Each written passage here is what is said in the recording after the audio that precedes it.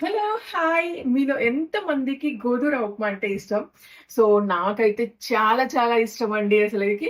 గోధుర ఉప్మా చేసుకొని, దాంట్లో పంచదార చల్లుకొని తింటే ఉంటది చూడండి చాలా బావుంటది. నేను యాక్చువల్‌గా నిన్న గూడా చేసుకున్నాను. బట్ ఈరోజు ఇంకా బాగా తినాలనిపించింది. మంచి హాట్‌గా ఉంది. చాలా బావుంది. మా చిన్నప్పుడు ఈ ఉప్మా రూ. 10కి, రూ. 20కి ఇలా చేసేవాళ్ళనమాట. ఇంకొంచెం పంచదార యేసుకుంటున్నాను. సూపర్ టేస్టీ ఉంటది. చూసారా? ఇలా ఒక్కొక్క ముద్ద తీసుకొని తింటే ఉంటది చూడండి. ఇక్కడంతా పంచదార. గోధుమ ఉప్మా హెల్త్‌కి కూడా చాలా మంచిది.